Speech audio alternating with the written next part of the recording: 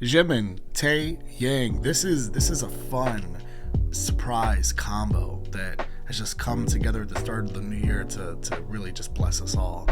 I know that Jimin had that song that was like a soundtrack song for the TV show back last year. It was like summertime, I think. But considering that we're all, safe to say, expecting a Jimin solo debut album, which is still like just saying that just tastes good to say those words and have those words leave your mouth. And we're all expecting that Jimin solo album this year, so this really feels like the preparation for that. This feels like the Jimin sprinkle of tease of, hey, I got that project coming. This is what you guys get for now. And it's with Taeyang, which I'm particularly excited about because I've got to check out Taeyang on Patreon via Big Bang, obviously. And Taeyang's his voice is something that jumped out to me immediately amongst watching those early on Big Bang videos that I had checked out. I'm excited to see what they do together in this song. We're gonna watch the music video, and if there's one thing I know about both these dudes, it's that they are performers. So let's see what they do in this music video. The song is Vibe. This literally just came out an hour ago. It's even got the broken views to comments ratio 7,000 views an hour ago versus 76,000+ comments. But you know that's broken. That usually fixes itself, but that's always funny to see. That's when you know something's really just exploded and the internet itself just can't handle it. But this is an explosive duo. I'm just almost not ready for like what this might do to me, particularly the part of me that whenever Jimin's on a screen and just does certain things, the part of me that questions myself in certain ways. All right, let's watch this. Girl, you gotta know you got that fight. Let me slow and fine art. My guys, wow, there's like an old school like records thing there. My guy is blinged out. Yeah. I like those background vocals that he's giving. Oh man, I love backing vocals like that use that effect on them, especially when it's with a great singer like Taeyang, because it reminds me of a lot of like the R&B I grew up listening to. That specific effect added to the vocal, and it's got to be like a real badass singer like Taeyang too that really makes it hit. The vocals.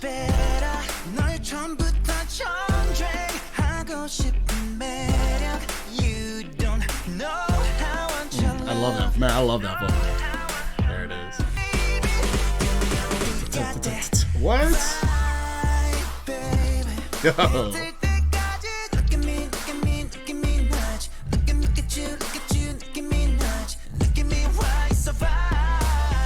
Okay, what's it gonna change it to? This is so old school. This has such an old school feel to it.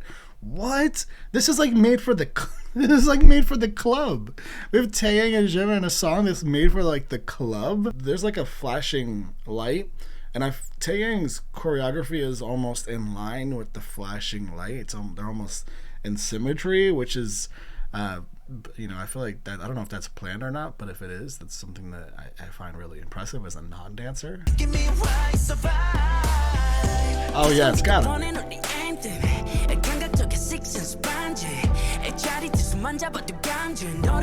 Oh man. Oh, this works so well. I'm sorry.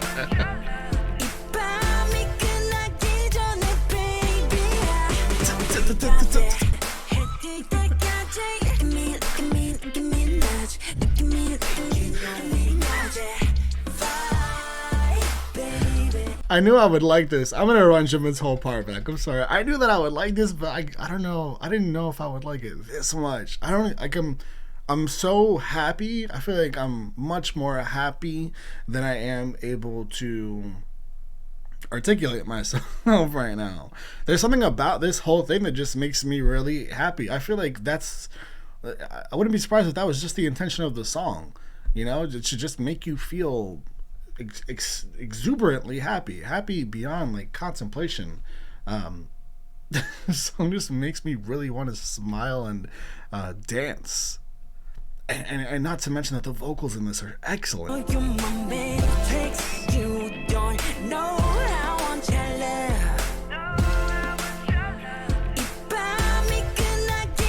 The way there's cut, the way, and then there's like a pause.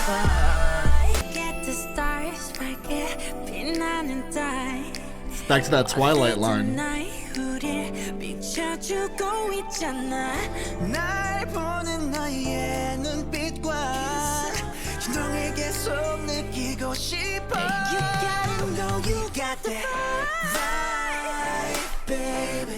Who is the high note? Also, their voices their voices are so different. Their voices are so different, and it works so well. The fact that their voices are so different makes this work so well.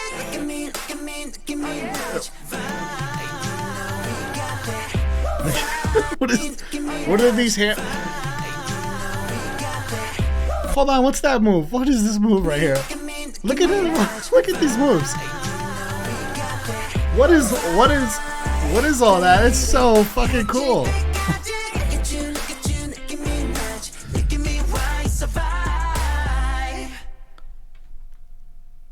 No, so like completely honestly, if you showed me the lyrics to the chorus of this song and you told me it was gonna be, you got that vibe, look at me now, or is it look at you now, look at me, something like that, right? It's something along those lines. If you just showed me those words to that chorus before listening to this song, I would have been like, oh, that's probably not a great song, but sure, let's listen to, let's see, maybe it'll be catchy, maybe it'll have like a sick drop, maybe it'll have like some sick bass or something where you can at least like kind of knock your head to it.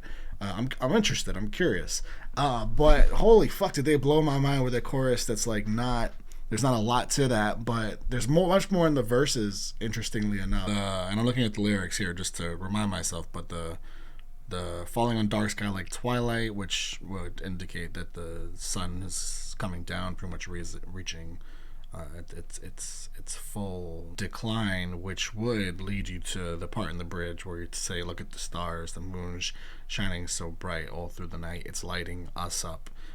The two of us were a vibe, and we're being lit up by all that because, again, the sun has reached that twilight now. The moon is out, so that makes tons of sense too. And there's lots of references of things that are pretty much one. Like there's two things, and they kind of can't go without the other. In the first verse, I'm the music, you're my top line. Those things go together. You're the city, I'm the skyline. Those things go completely together. I'm the movie, you're the highlights. Again, those things go together. Falling on dark sky like twilight, and then we get back into the other line. But then in the next verse, Jimin's verse, I'm the stage, you're the spotlight. I really like that line. It makes me like really think about the importance of both of those things and how they can't live without the other, particularly when you're talking about music and live performances. You're the Han River, I'm the Nam San. Nam San is mountains, right? And Han River is just rivers, but either way, like rivers go through mountains. Those things exist together. But yeah, all that aside, guys, this song is just fucking like, I don't even know if it's all about the lyrics. It's really just about the feel of it, how great it makes you feel. And the dancing. Are you fucking kidding? Are you kidding me? Are you kidding me with the dancing in that video? Nuts. I almost want to just watch the video on mute and just look at the dancing. Just isolate the dancing. It's crazy to some of the stuff they were doing. And a lot of it was really fresh too. And I thought the chemistry between the two of them was astounding. This is top tier as far as injecting me with happiness, feel good energy, and man, what a great fucking song. What a great song. I feel so great after listening to that. About to get into this new Miley Cyrus song, new single for Miley's upcoming album. The song is called Flowers. That feels very happy, bright, positive. We'll see, because following Plastic Hearts, not a ton of that feeling on Plastic Hearts. That being said, it's a kind of an understatement to say that I am looking forward to this Miley album that's coming out, because Plastic Hearts was one of my top 3 favorite albums that dropped in 2020. along with Folklore and Heartbreak Weather. Plastic Hearts is just a masterpiece in my opinion. Just for me, I just really, really love that album. I've said that relentlessly and endlessly. Any chance that I've gotten the chance to give Plastic Hearts praise, I've done so. So anyone that's been following me for a while might be tired of hearing that, but I'll just keep saying it because it's a real thing. I really, really, really love and cherish that album. But I'm ready for the new era. I'm ready for the new era. That was 2020. It's 2023. So Flowers is the new single. Again, I don't know what to expect. I just love where Miley's voice has gone recently, so I know what to expect as far as that goes. But we'll see what this sounds like. We were good, we were gold. Built a home and watched it burn. Oh. Hold up. I love that bass line. That bass line matches the smokiness of her voice. So nice. I hope that there's a lot of that kind of bass line on the album, actually, because I think it's a really nice match for her vocal. What's the line before? Built a home and watch it burn. So we were right till we weren't. Right till we weren't, Built yeah. a home and watched it burn. We were right till we weren't, absolutely. I didn't want to leave you. I didn't want to lie. Started to cry, but then remembered I can buy myself flowers.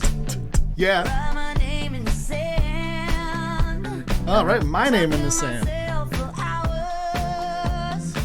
See things you don't understand. Oh, that little run, that nice. There's a little.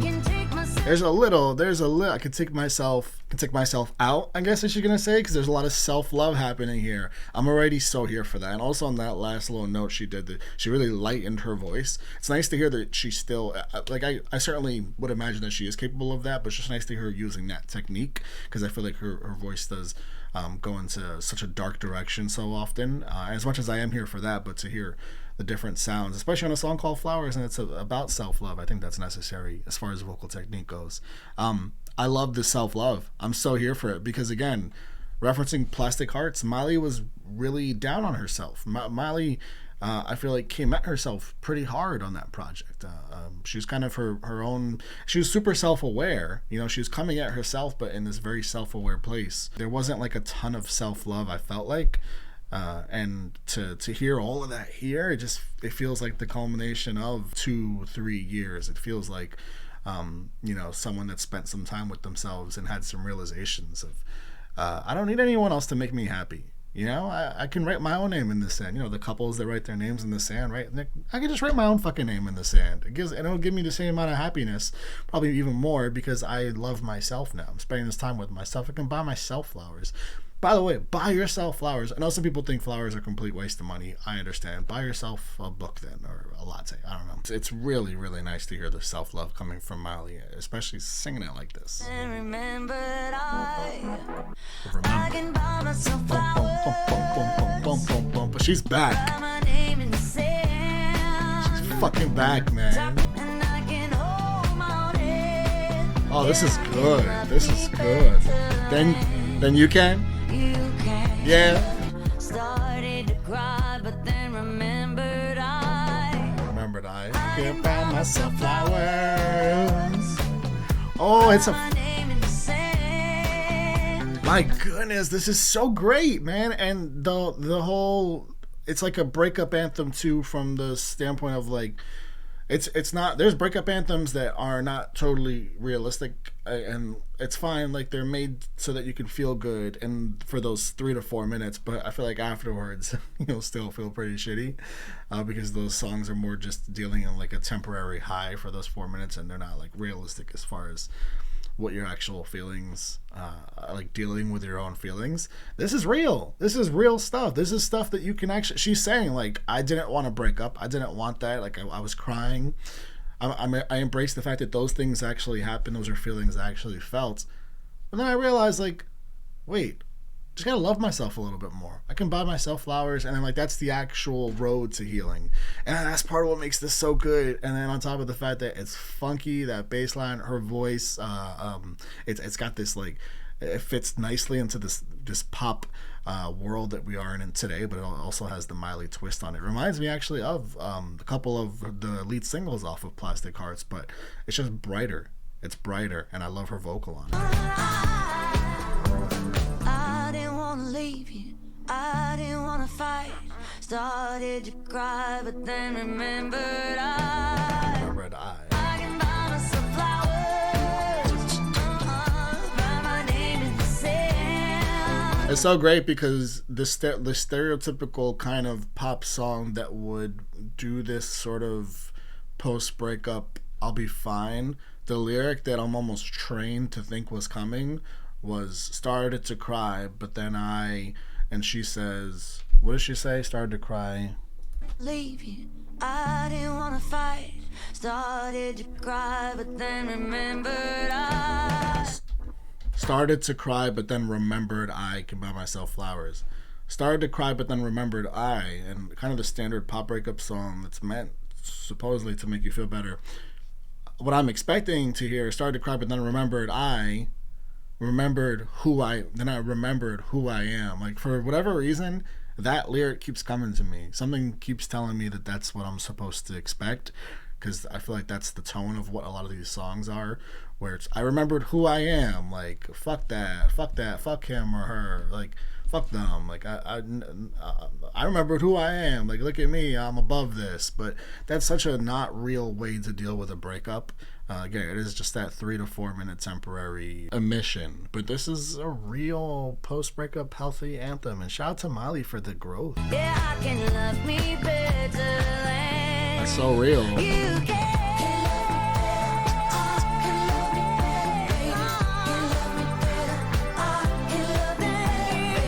This is great. Man, do I love this. And I'm so just... I had the bar set really high for Miley on this comeback. And she hit the bar. She jumped up there and got it. And no pun intended. Look at the album art. She's literally hanging on to a bar. I didn't really make that connection when I said that. That's awesome. That worked itself out. And I can love you better than you can. That also, I feel like, applies to people in relationships. Loving yourself as much as you possibly can leads to a healthy relationship as well. Just having a healthy relationship with yourself. So, like, that's a double thing too. But in this case, I'm always talking about obviously someone that just not having to rely on that person's love, particularly after a breakup. Just straight healthy shit here, and it's so groovy, man. It's so groovy, and her voice is so nice and light on it, and also has the Miley rasp, and it's lush. This is a great comeback for Miley. I'm legitimately counting the days for Miley's project to come out. March 10th, right? I'm ready. Let's do it. Hi guys, it's Editing Michael, and I feel like I absolutely have to add onto this that as I'm editing this, I was browsing the internet and I came across the When I Was Your Man comparisons. Not even just comparison, it's like direct responses to Bruno Mars, like line by line. And I'm so mad that I didn't pick up on that, because I used to scream that song at the top of my lungs way back. I mean, that song came out 10-plus years ago, 10-ish years ago. That was a very instrumental song in my life at the time, and no need to get into that. We've all been young and foolish and made mistakes. Yeah, to hear Miley answering the lines line by line directly is, man, what a songwriter. That's really clever stuff. Shout out to Bruno Mars. Speaking of an artist's project, album due to come out soon that I am highly anticipating, Miss Gracie Abrams. I made a couple of videos recently. I made a video where I was talking about my most anticipated albums from artists to come up this year in 2023. I didn't have Gracie on it simply because I didn't fathom. I know Gracie's doing a supporting role for Taylor. I didn't fathom that Gracie would be announcing a project at the very start of this year and announcing her own tour as well. I had no way to even fathom that was happening, and that's on me, I suppose, because also this is what it feels like. Speaking of the second video that I made another video where I talked about my favorite songs from last year, and this is what it feels like was my favorite album, period, point blank. It was my favorite album that I heard last year. I know it came out end of 2021, but I heard it last year for the first time. It's my favorite project that I heard last year. So perhaps I was living in my own world of just that album still just being incredibly prevalent in my life. It's still an album that I'm listening to on the regular and just still feels so new to me, even though it's, again, like the thing I'm listening to the most. To get a new album from Gracie is incredibly exciting, and it's called Good Riddance. Good Riddance. I mean, we already know about Gracie's pen. We know about her pen. An album called Good Riddance. What's going to be on this album? What are we writing about? What are we going to be sharing with everybody? Aaron Dessner as well, apparently involved in the production as he was on This Is What It Feels Like. Also, Gracie, I'm sorry to break it to you. I'm so sorry. I know you're calling the new album Good Riddance that is coming out February 24th. That, again, I cannot wait for. I will be reacting to, of course, obviously. I know you're calling it your debut album. I have to interject. I have to interrupt. I swear this is out of love. This is an album. This is an album. This is a full-length album, and we can get into EPs versus LPs, versus just the full-length projects. This is a full-length album if I've ever seen or heard one in my entire life. I mean, this is my baby right here, as I'm sure it is yours as well. Listen, I will respect Gracie's wishes when Gracie's demands, because Gracie is the boss here. If Good Riddance is the debut album, I will call it the debut album. It's fine. Anyways, guys, we're here for Where Do We Go Now. This is the lead single, I believe, off of Good Riddance, and Gracie has given us a gift with this lead single. Let's get into it. What? It's not what I expected. 24th Street, where you held me, what a mental fire alarm. When I kissed you back, I lied. You don't know how hard I tried. Had to fake the longest time. Where do we go now?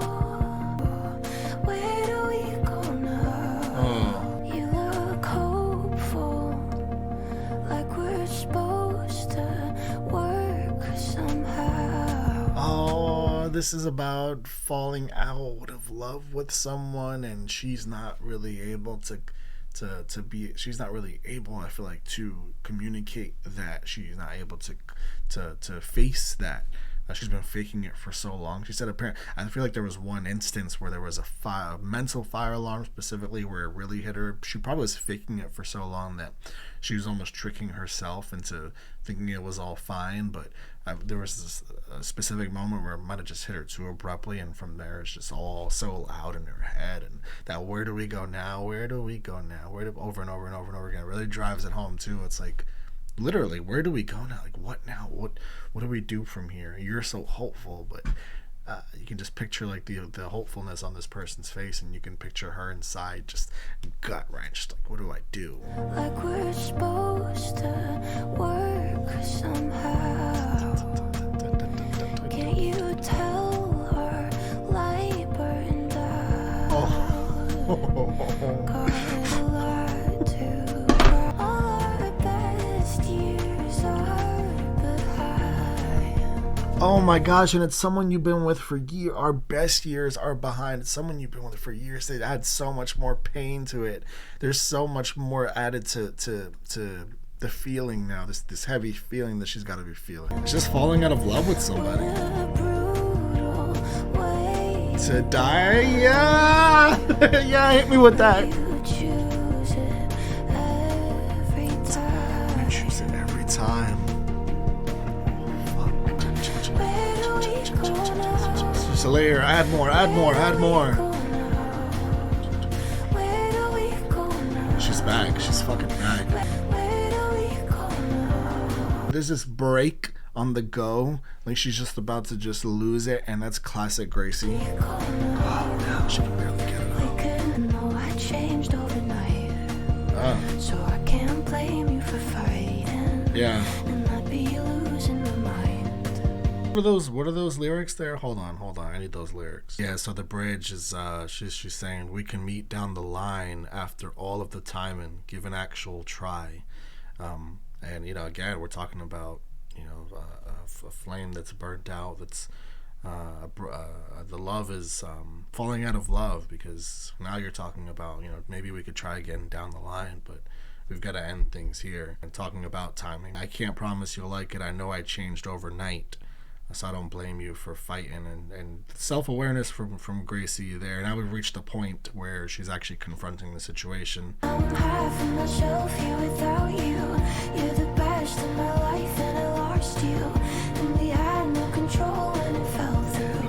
It was one-sided hate, how I hurt you. Yeah, it's so powerful, these lyrics, because talking about it was one-sided, hate how I hurt you. We had no control when it fell through. It was one-sided, hate how I hurt you. And that was probably why Gracie held on for so long and fought through those real feelings she was feeling to try and stick it out. She was doing it for this person because it was one-sided, and she knew that if she ended things, this person keeps fighting. This person has all this hope, right? So if Gracie ends things, Gracie knows that it's one-sided. She knows that she's going to hurt them a lot, and it's not something she was able to come to grips with and deal with. And we're at the end of now, and I feel like we're also at the end of the relationship where she's actually done it.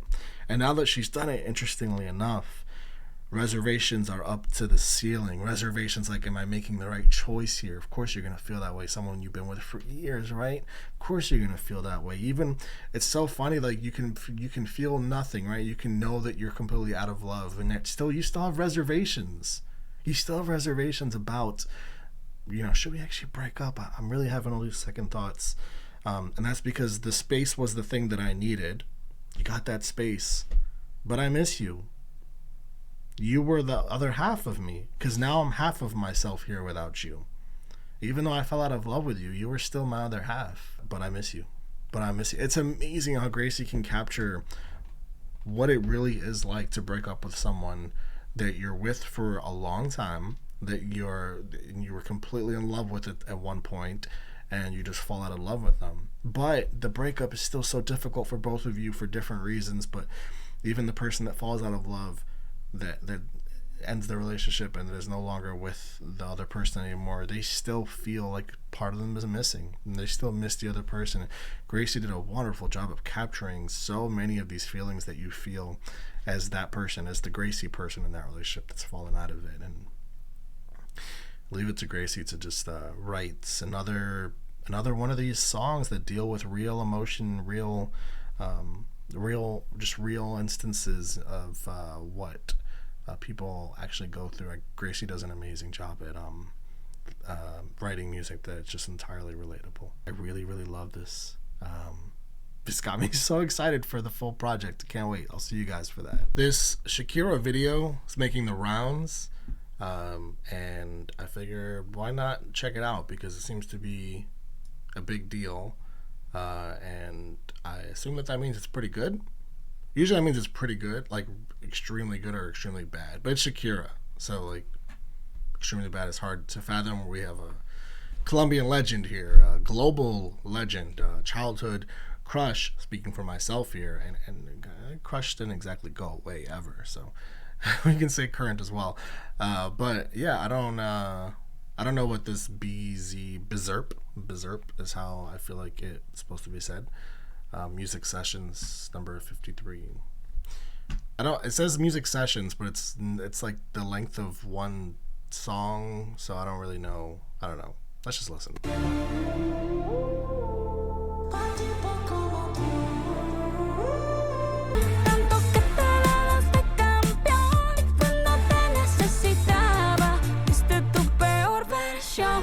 Oh shit. Oh shit. Oh, she will.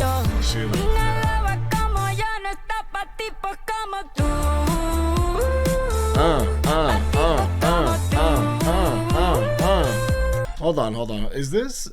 Oh, first of all, I like this, number one. But second of all, Shakira's married as far as I'm concerned. The only thing I know about Shakira, a couple of things. Shakira went to I haven't been super in on what's been going on with Shakira, like musically and all that. Just haven't been checking in on Shakira's music for a while now. But I certainly know the She Wolf, the Hips Don't Lie, like the classics, the ones I grew up on. Definitely know all of those. Shakira's married, I know that, to a football player because, like, you know, every guy that grew up knowing Shakira probably knows when she got married and was like, damn it, all our chances gone, right? Because we all had such a real opportunity. The other thing I know is that there was like a huge tax thing with her and like potential jail and all that stuff. And I don't know how real that was. I just saw that being a real big thing. But these lyrics seem to specifically mention the football player. It doesn't seem to have worked out. I thought they were married for a while. So I'm gonna, before I go on, I'm gonna look up and make sure that that's referencing this and it's not just like a general thing, because this is very direct. She's saying like you call yourself a champion. Again, if you're a football player, a soccer player, I'm a football player. I call it football. If you're a football player, you know you're a champion. If I assume he's a former champion. And then she said, "I'm out of your league," which again directly refers to professional football. BRB. So he got a new girlfriend, and bro, how do you fumble Shakira? How do you fumble Shakira? How do you fumble Shakira? Damn. She's coming at him hard. She's coming at him hard and directly. I guess that's why it blew up, huh? Because it's Shakira. It's a huge name, and she's not fucking holding back. Shakira went to a Mets game last year. Shout out to that was the thing I also was gonna reference, but then I got caught up in tax fraud stuff. Shakira went to a Mets game, and that was a big deal in the Mets universe on Mets Twitter. It was just yeah. We're all just pathetic.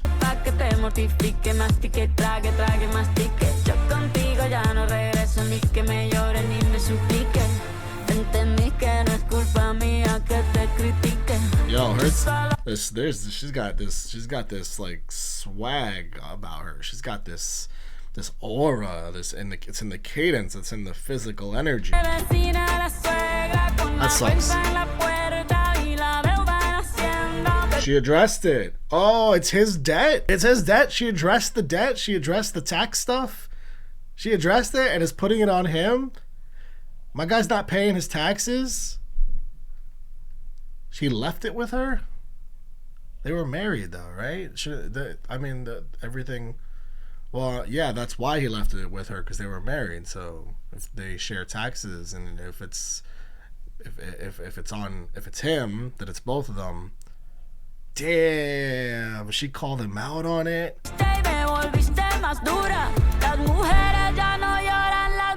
Yeah, let's fucking go. Let's dope.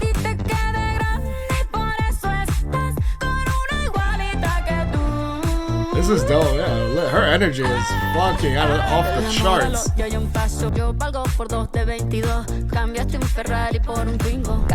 Not a fucking Twingo. Shakira's barring right now? Shakira's dropping bars? What? Shakira dropping bars? Dropping like you. I'm worth 222. Yeah, agreed. Worth 222-year-olds. Agreed. I mean, literally, Shakira's like what, her 40s. So I mean, mathematically speaking, it's an accurate equation. I agree with you, Shakira. If you say it, I agree with you. Ferrari for a Twingo. A fucking Twingo. I haven't heard the word Twingo in years, number one. A Twingo is an ugly ass car. It was like an old, multicolored, like the front bumper is like a solid black usually, and then it's like this matte color in the main frame, and it's just ugly. It's ugly. And it's old. They stopped making those definitely like 10 plus years ago. Wild reference by her.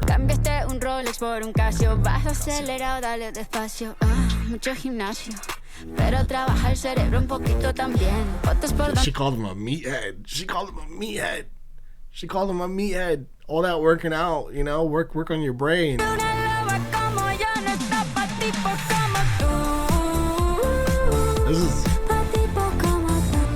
This is not what I expected.